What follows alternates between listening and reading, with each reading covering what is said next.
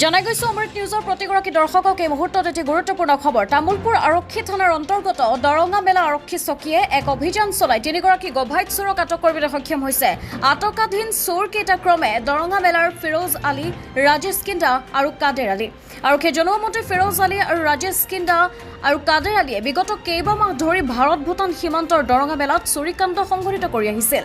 উল্লেখযোগ্য যে বিগত কেইবামাহ ধৰি ভাৰত ভূটান সীমান্তত মোবাইল গাড়ীৰ বেটাৰী, ইঞ্জিন, সোণৰ চেইন তথা অঞ্চলটোৰ গৰু ছাগলী আদি সঘনাই চুৰি হোৱা ঘটনাৰ বাবে ৰাইজ অতিষ্ঠ হৈ পৰিছিল।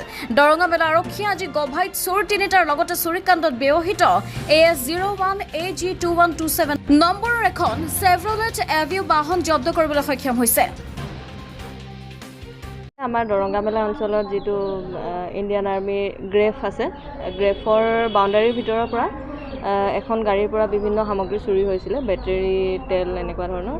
তাৰপিছত সেইটো সন্দৰ্ভত আমি অভিযান চলাই আছিলোঁ আৰু কালি আমি ফাইনেলি তাতে দুজন চোৰ ধৰোঁ আৰু চোৰ ধৰি পেলাই তেওঁলোকে সামগ্ৰীখিনি ক'ত বিক্ৰী কৰিছিলে সেইটো তেওঁলোকে আমাক জানিবলৈ দিয়ে। তাৰপিছত আমি গৈ এটা ডেম্পত পাওঁগৈ যিখিনি বস্তু তেওঁলোকে বিক্ৰী কৰিছিলে। তাৰ পৰা আমি বেটেৰী গাড়ীৰ উদ্ধাৰ কৰোঁ তাৰপিছত আৰু য'ত বিক্ৰী কৰিছিলে চুৰি সামগ্ৰী বিক্ৰী কৰা সেই মানুহজনকো আমি ডিটেইন কৰিছোঁ। আৰু বহুদিনৰ পৰা আমি যি দুজন চোৰ ধৰিছোঁ তেওঁলোকে বহুদিনৰ পৰা দৰঙা মেলা অঞ্চলত বিভিন্ন ধৰণৰ চুৰি কাৰ্যত লিপ্ত হৈ আছিলে।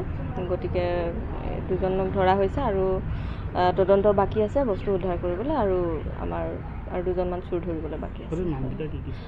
চোৰ এজনৰ নাম ফিৰোজ আলী আৰু এজনৰ নাম হৈছে ৰাজেশ কিন্দু, আৰু যিজনৰ দোকানত বিক্ৰী কৰিছিলে, যিজনে চুৰি সামগ্ৰীবিলাক কিনে আৰু তেওঁৰ নামটো হৈছে কাদেৰ আলী। আছে আৰু দুজনমান, সেইটো আমি পৰৱৰ্তী সময়ত তেওঁলোকক ধৰাৰ চেষ্টা কৰিম।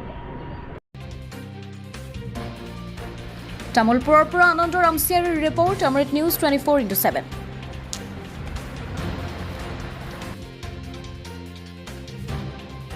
অমৃত প্ৰবাহ অসমীয়া সাপ্তাহিক কাকতৰ ডিজিটেল সংস্কৰণ অমৃত নিউজ, সত্যৰ সন্ধানত অমৃত নিউজ।